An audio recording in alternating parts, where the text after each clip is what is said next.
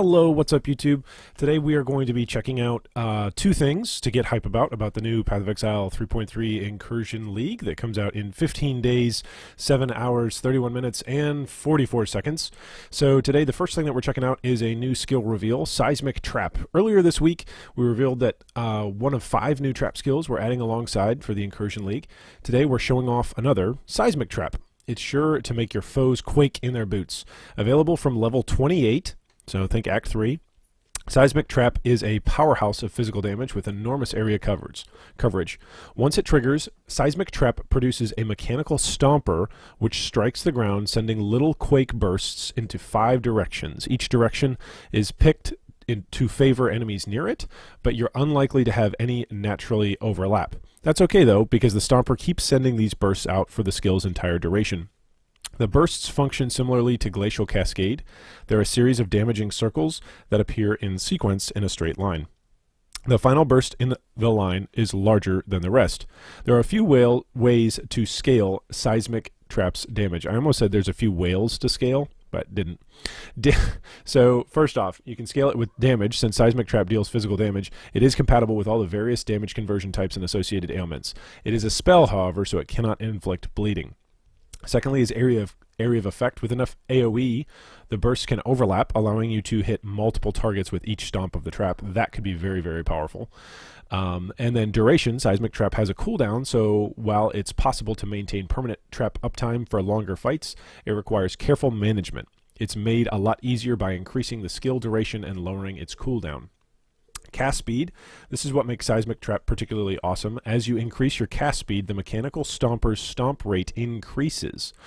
So supported Seismic Trap gem will stomp the ground every 0.9 seconds, but the delay is cut in half for every 100% increased attack speed. So that's really interesting. Unlike Siphoning Trap, we expect some players will use Seismic Trap as one of their primary damage dealing skills, though just how they'll scale it remains up to them. There's no single correct answer. Slow hits will suit some purposes better than rapid ones. Check out the skill section, or check out the skill in action below. So let's check it out.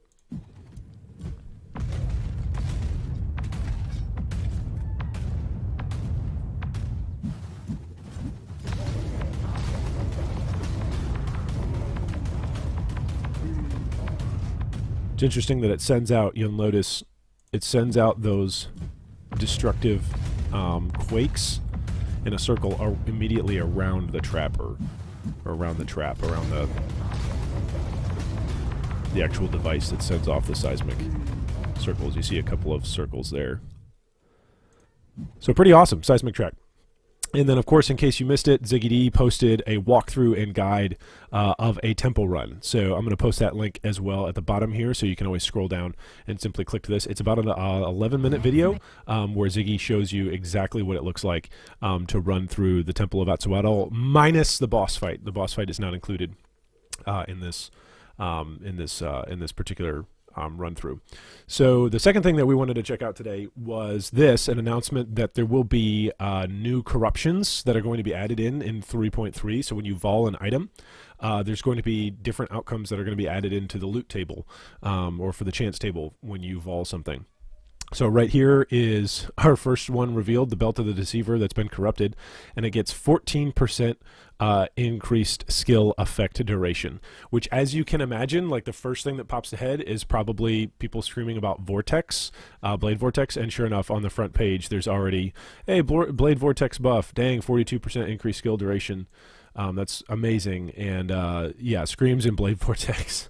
So people are already very excited for what this one particular corruption could mean for their various Blade Vortex builds. So I'm sure lab runners will look at this and go, "Yay! How much faster I can take out the boss because all of my blades are going to be up and spinning at the same time." So no word yet on if any of these corruptions are particularly attached to certain types of items or what that entire table of corruptions will look like. So they're going to slowly reveal all that stuff each and every day as they continue to build the hype train for POE Incursion, which we are now still 15 days, 7 hours, 27 minutes, and 10 seconds away from. So I'm getting excited each and every day. What are you getting excited for? I wonder what sorts of corruptions they're going to announce and reveal. But that just that one skill corruption alone on skill duration, increased skill duration is going to be huge already.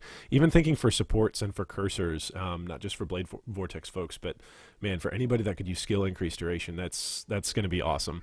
So anyway, have a great rest of your day, and we'll be back tomorrow with more hype.